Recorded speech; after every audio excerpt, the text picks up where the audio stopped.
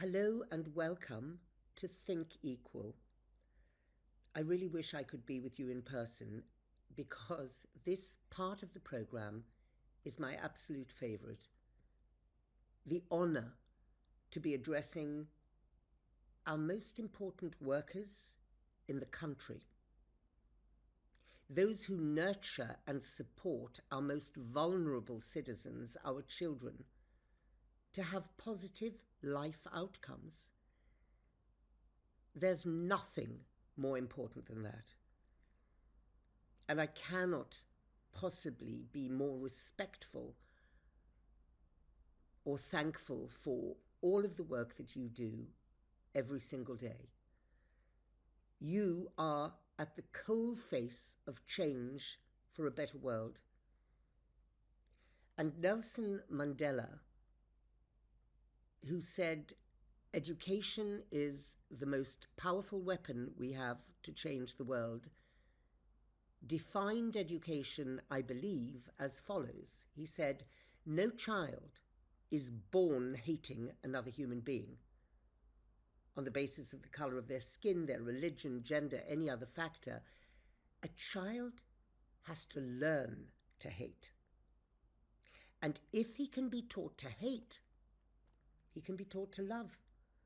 And in essence, that is exactly what we ask you to do through this Think Equal program, so that our children will thrive and they will love and care and have well-being and positive pro-social outcomes if you but follow the steps of this program and its session guides with fidelity and integrity, purpose in your heart and fire in your belly.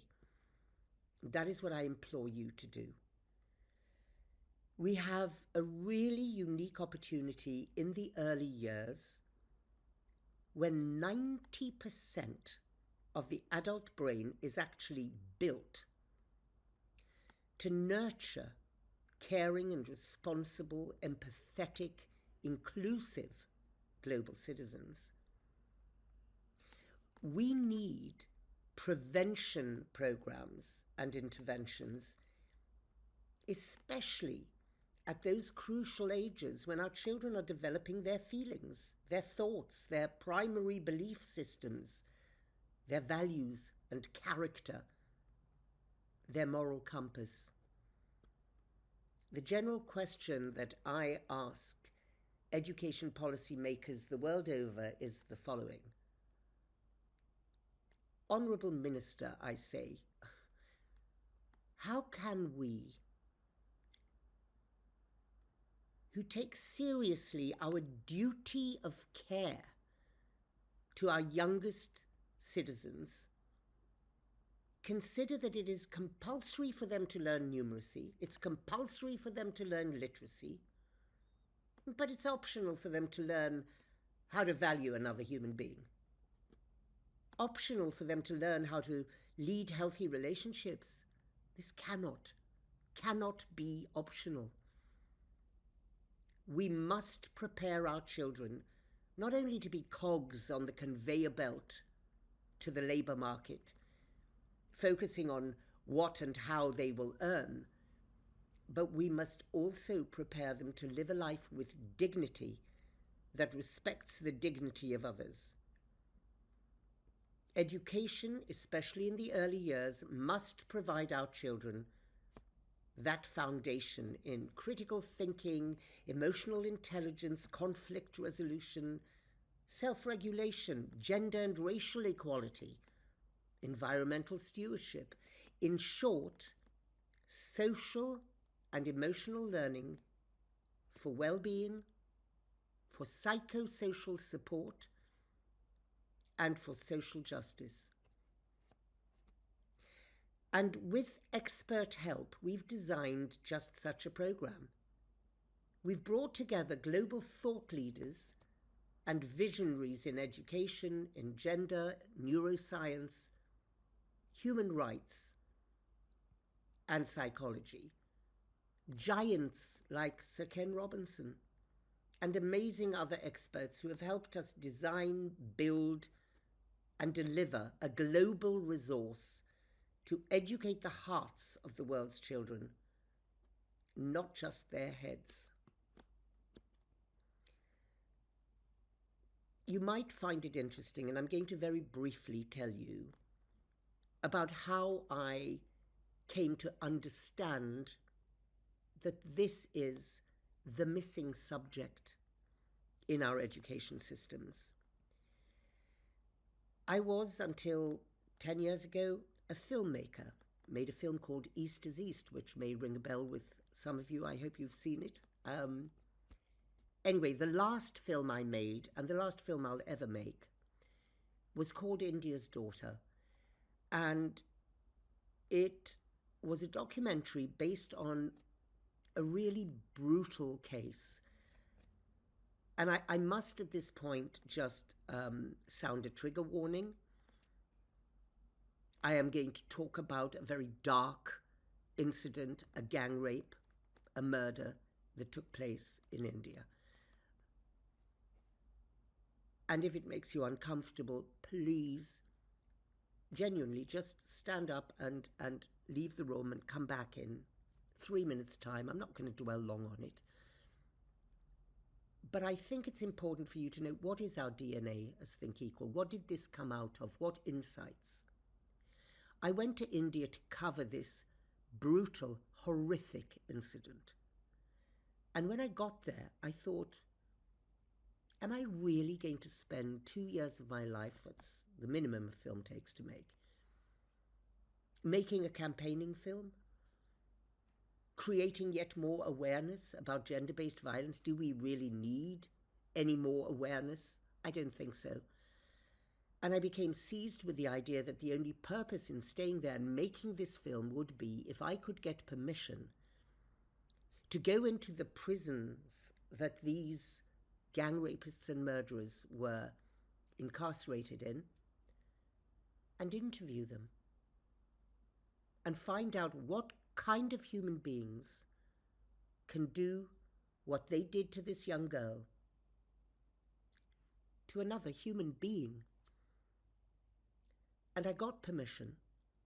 And what I came to understand in 31 hours of interviews in those prison cells over many months was that these men weren't the monsters and the psychopaths I thought I would be meeting. I wish they had been. It would have been much more palatable and easy to accept. But in fact,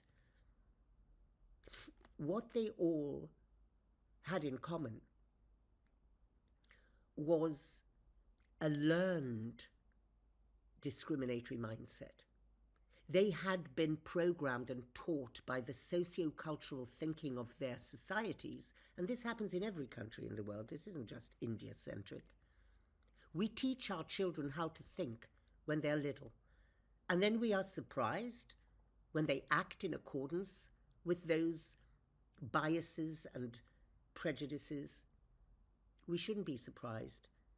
We should be accountable. We should be taking responsibility for having taught them discriminatory attitudes. And it was in those prison cells that I understood that there is a missing subject. There's a missing third dimension to education. And that is this education of our children's hearts. So now, with this Think Equal program, we can together co-create pro-social neuropathways and lay them in the developing brain of our children and ensure that they last for the rest of their child's life. There's ample evidence of that, over 60 plus years worth of evidence that shows that social and emotional learning of quality learned in the early years lasts a lifetime long. And the whole program is evidence-based and neuroscience-led.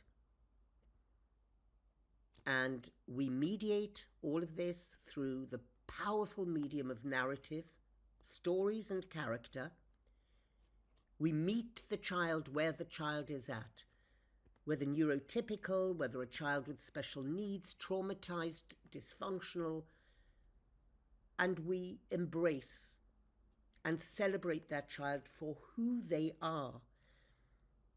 And through the medium of our hopeful new narratives and our 25 competencies and skills, we nurture loving, engaged, pro-social, responsible, mentally healthy children.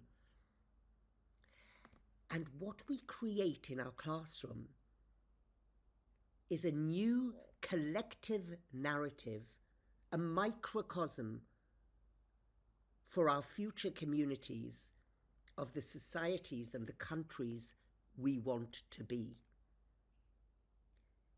Think Equal is also, it must be said, a mental health response tool at a foundational, critical level post-COVID. You will know we're only beginning to realize with shock the degree of the disruption to stages of early childhood development and to socialization, etc., that keeping our children at home for those 2 years, best part of 2 years, led to. It's why the National Health Service Mental Health in Education team is co-funding, alongside the mayoral office, the combined authority of Greater Manchester, and indeed the violence reduction unit of the police. They're all co-funding the rollout to every reception class and nursery classroom across all of Greater Manchester. And the results are staggering. When we started planning the model for implementation, we all recognized an already stretched, highly pressured, overburdened, undervalued, underpaid workforce in ECE, early childhood education, in all countries. And we responded to this through providing simple, tangible tools and resources. Narrative picture books, one a week, expressing the 2 or 3 themes of that week, and 3 lesson plans a week, unpacking the learning based on the books, as well as accompanying easy-to-use resources. It's important to recognize that through this comprehensive program, you will meet and much exceed, in fact, the goals set and expected by Ofsted. This is not by any means an extra thing to put on your plate, but it's the very tools through which you operationalize the EYFS framework and realize its goals tangibly in the classroom. In the midst of the emergencies that are unfolding worldwide today, almost everywhere we look, we now urgently need to build a decent, caring, responsible, inclusive, just, and safe world. And quite simply put, it is you who can do this, only you. It is you who hold our collective future in your hands. I implore each and every one of you here present to give your heart to this sacred work with our children, and in doing so, to create a safe place and a dignified and equitable world. Please, I beg you, be open to following the session guides, the steps of it, as a way to even-handedly ensure that all our children across all countries that we are rolling out in are sharing the same steps towards this goal. We are by your side and at your service 100% always to ensure the success of this program for our children. And I thank you profoundly and with all of my heart and being for joining the Think Equal program.